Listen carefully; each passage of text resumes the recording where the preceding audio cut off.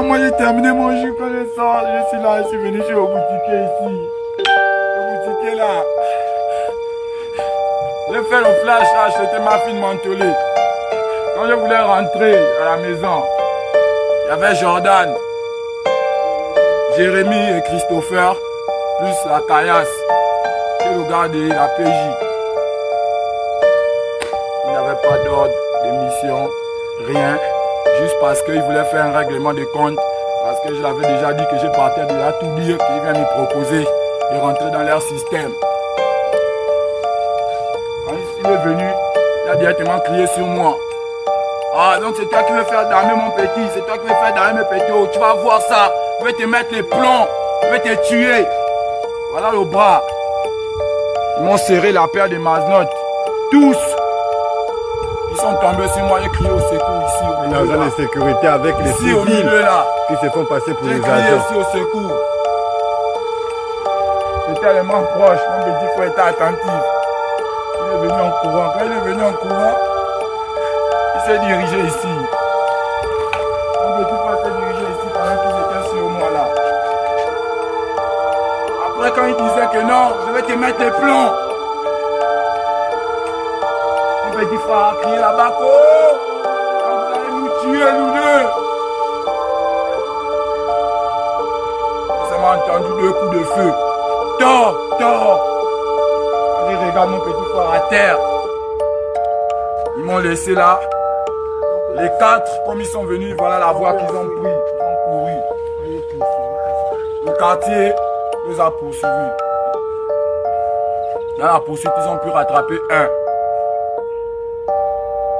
Nous sommes allés tout droit à la police, au commissariat central de Port-Gentil.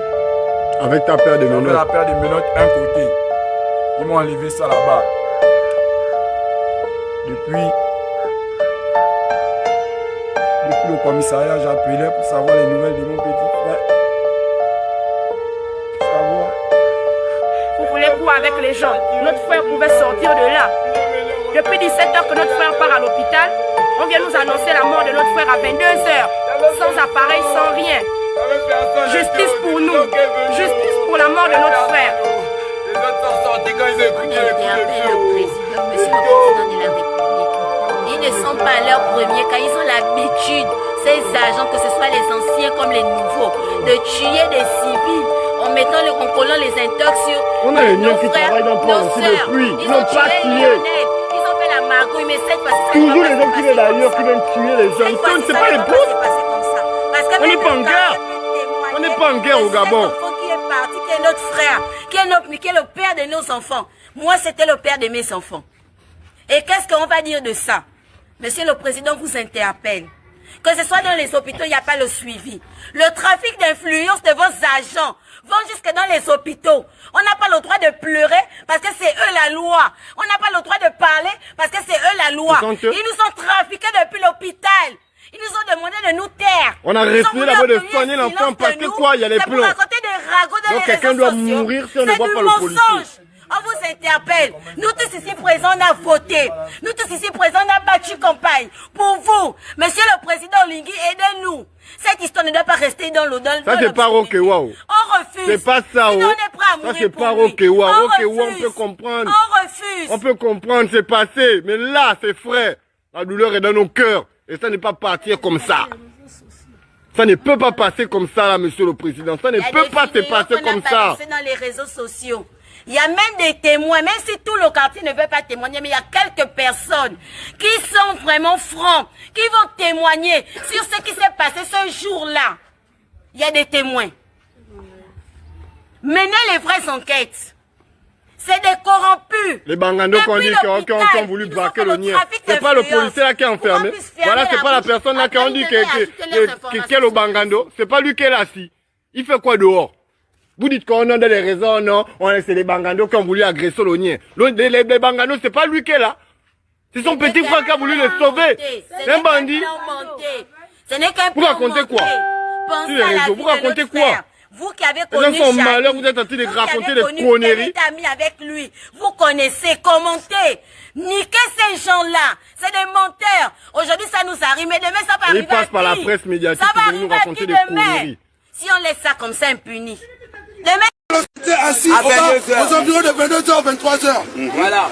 Ils l'ont attrapé, c'était deux. Rokewa Lionel et Ngemassi. La même table. Quand ils l'ont attrapé sur la même table, ils se sont mis à les tabasser les deux. Ils avaient quoi sur les mains? Les bois, les fers. Machette, cependant, de cours à Dieu mérite d'avoir des matraques. C'est Machette même qui me dépasse. On lui tabassait, il crie au secours. Il y a le sang là-bas qui est éjaculé. Sur le poteau, il y a le sang collé, ils ont pris la tête, ils ont damé. Ils criaient au secours, fatigués, ils se retrouvent avec deux côtes cassées. Le deuxième de massif, il a une blessure à la tête, une mâchoire cassée. On ne connaît pas lui. S'il a aussi balancé en mer, on ne connaît pas. On a fouillé partout. Si on lui retrouve le ciment, on lui ramène encore avec le deuxième sac.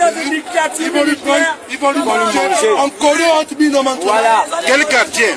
Quartier chic. Trois mangots, quartier chic. Si ça ne va plus, voilà. on libère. Nos parents qu'on les terre là-bas. Ceux qui les terre là-bas. Nous sommes les habitants là-bas. Est-ce que nous sommes tous des bandits? C'est pas tous ceux qui sont là qui sont des bandits. Voilà. On s'appelle Wobar. Hors de l'endroit, nous on dit que c'est l'endroit des bandits. Loué là-bas, on veut que justice soit faite. On lui dit, papa, il faut agir aussi. Avec cela, il profite de toi. Ils veulent te nuire. Qui a demandé le tuer militaire toi-même. Voilà. Pour le pays pour nous sauver. Voilà. Pas pour qu'eux ils viennent te nuire, ils viennent nous torturer. Voilà. Avec papa Ali, c'était comme ça. Oh. Ils sont venus, ils ont tué. C'est bon. En disant que c'est lui qui envoyait. Je m'appelle Ngemassi. Je suis né le 11 avril 1983. Je continue. Monsieur Ngemassi, vous êtes ici. Relatez-nous un peu les faits. C'est passé. C'est hier, non? Avant-hier. Mon petit. Moi, je suis sorti avec une amie qui fêtait son anniversaire. Elle m'a appelé, elle m'a fait comprendre qu'elle fêtait l'anniversaire au bar chez Zao. C'est comme ça que je suis arrivé. Je suis rentré, on était assis. Quelques minutes après, mon petit aussi est venu avec son petit frère, Jason. On était assis. Quand on s'est mis dans la même table, on était en train de boire. On a bu. Au niveau de 23h10, Zao fait comprendre qu'on a appelé que la police arrive. On a commencé à boire. On termine d'abord ce qu'on est en train de faire. C'est comme ça que Zao dit non, sortez. La fille qui était avec nous a paniqué. Elle est sortie. Mon petit a dit non, moi je termine d'abord ma boisson avant de sortir. Parce que s'il savait qu'il y avait un couvre-feu, il devait dire en sorte qu'on ne puisse pas sortir. Elle est sortie. Au moment où elle sortait, avec la panique, au niveau du carrefour L'Amitié, il y avait deux militaires qui étaient cachés. Ils l'ont attrapé. À distance, c'est comme ça que j'ai dit au petit que non. Mais la fille qui était avec nous, voilà les militaires qui l'ont attrapé. Je ne sais pas les militaires. Il y a deux messieurs qui l'ont arrêté là-bas. Il y avait un peu le noir. C'est comme ça qu'il me dit allons, on va voir ça. C'est comme ça qu'on est parti. On arrive à un niveau 5. Je dis oh, c'est les militaires. Il me dit moi je m'en fous. En tout cas, je n'ai rien fait. La fille doit libérer la fille. Moi j'ai dit, tiens, allons. Au moment où je tentais de reculer un peu. Moi j'ai commencé à courir, discuter aussi, il avait un peu bu. Quand j'ai commencé à courir, au moment qu'il s'est rendu compte que les militaires ne font que se regrouper, il veut me suivre. Moi j'ai pris le tournant. Je suis rentré dans une entrée, il m'a suivi. Moi j'ai pris la gauche, lui il a pris la droite. Moi je suis tombé au canal. Quand je suis tombé au canal, ils sont venus m'attraper. Lui il est allé par là-bas, et après j'ai écouté, poum! Mais je n'ai pas vu ce qui s'est passé. À un moment, ils m'ont pris là, ils ont commencé à me taper. J'avais mon téléphone à la main. Je sens que ils se concentrent plus sur le téléphone. J'ai dit qu'attends, ça c'est quel couvre-feu que vous me tapez les matraques à la tête, je vais tuer qui? Prenez-moi, amenez-moi au poste, vous me gardez. Ça me tape rien que pour m'arracher mon téléphone. Je reconnais bien le militaire là. Ils m'ont tapé. Après ils m'ont arraché le téléphone, ils m'ont mis les matraques dans la tête, ils m'ont amené dans la voiture. Mais là, maintenant où il est rentré, je voyais en train d'arriver là-bas, il est mouillé. Il saigne.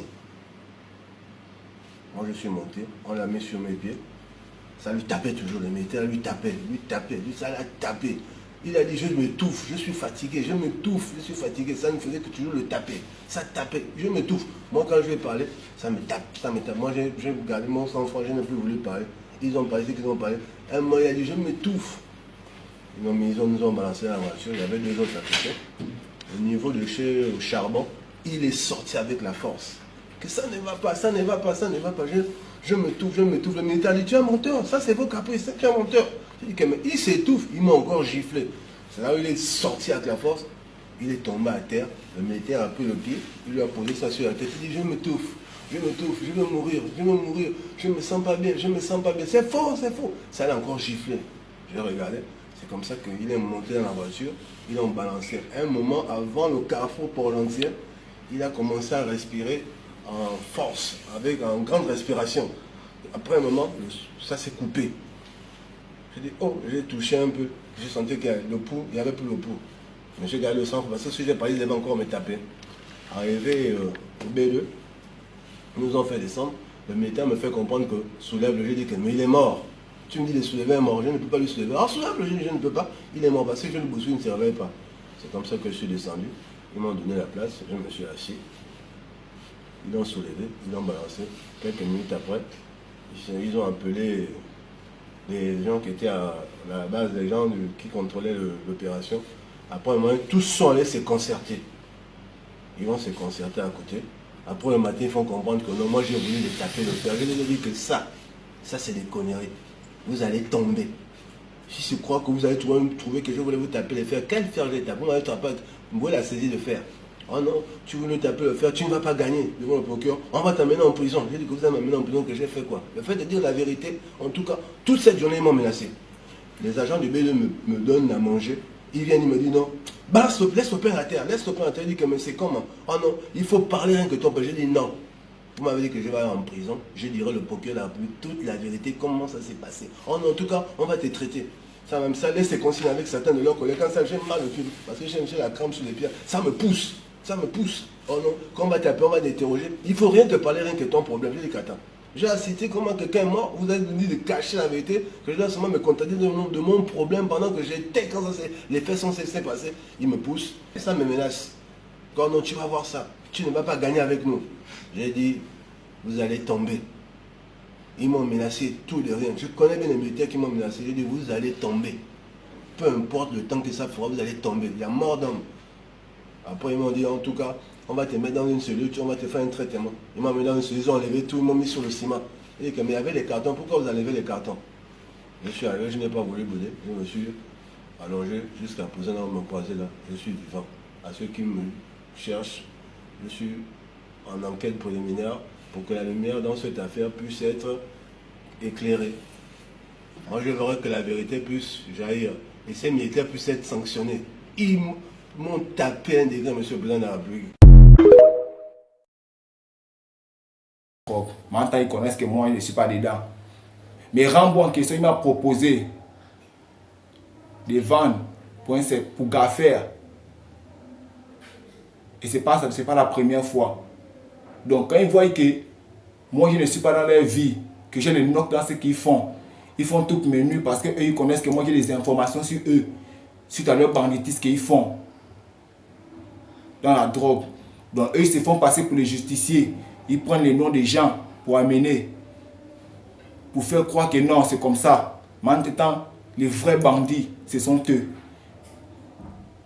Celui qui cargue le PK7 là-bas, il venait au quartier faire les livraisons. Je le voyais. Il venait en moto, disons capuche la nuit. Il travaille pour un certain baron.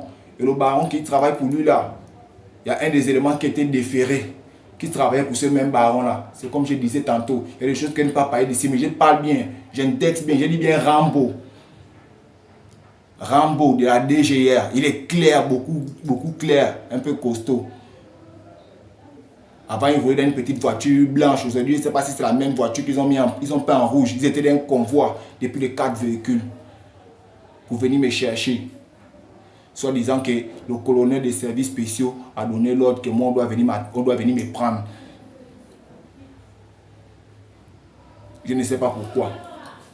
Frère, j'ai fait cette vidéo, c'est pour que cette vidéo-là, ça aille loin. Parce que tous, autant qu'ils sont, ils doivent répondre de leurs actes. Je demande à ce qu'on puisse m'amener devant les hautes instances du pays. Parce que l'autre en question, c'est son complice. Et lui connaît son nom. Mais moi, je ne maîtrise pas son nom. Parce qu'il y a quelqu'un dans le quartier avec qui ils font les banditistes. Comme ils connaissent que je suis gênant, ils savent que je suis percutant. Et ils m'ont proposé de travailler pour certains barons, pour vendre leurs marchandises, pour vendre leurs drogues. Et je me suis rendu compte que c'est ce qu'ils font partout. Lorsqu'ils ils attrapent certains barons de la drogue, ils prennent la drogue, ils donnent ça aux petits pour vendre. Ils transportent les drogues de certains barons dans Libreville. Et ils se font passer pour les justiciers, que ce sont eux que force reste à la loi. Comme force reste à la loi, moi je suis le combattant de la liberté. Et force reste aussi au combattant de la liberté. Vous êtes les services spéciaux, vous appartenez à la loi. Moi j'appartiens à la loi. Voilà, de l'histoire du riche au porteur. Ah, on dit bien un riche au porteur, c'est un porteur. Mais moi je ne juge pas sur ce que je n'ai pas vu. Est-ce que vous voyez un peu? Vous savez que de nos jours, hein,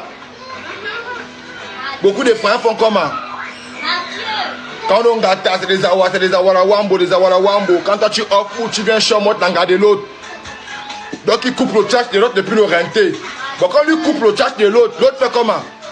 Quand il arrive au off là, la douleur, il fait comment? Donc quand il gazana, il sait qu'il est ratata. Il n'y a plus rien à faire, le combat est terminé. Parce que lui va remonter, l'autre va tout rester, tout à chamot, tout son astoudianké. Donc il fait comment? Il tire seulement la corde, c'est le Sogatra qui doit les déférer tous. On connaît qu'au tribunal, quand tu as dit que c'est la... On écoute que c'est lui qui a engambé. Donc on connaît que si lui dit que tu étais avec tel, il était avec tel, c'est qu'il était avec tel. Parce que quand tu vas dire que non, c'est faux, je ne connais pas ça, on va dire que mais pourquoi il n'y a que toi seulement qui a choisi de dire que non, toi aussi tu étais dans le Ngambinga. Pourquoi? C'est tous les dossiers qui existent dans la galactique. Est-ce que vous voyez un peu?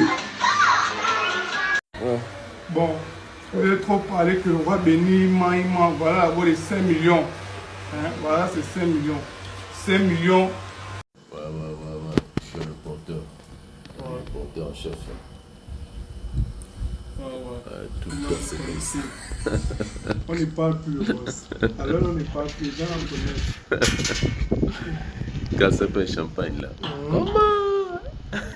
Alors, on ne parle plus, on connaît ces gens. Ouais. Je confirme. On ne parle plus à l'heure, là. Maintenant, c'est... Alors là, c'est le silence. Ouais.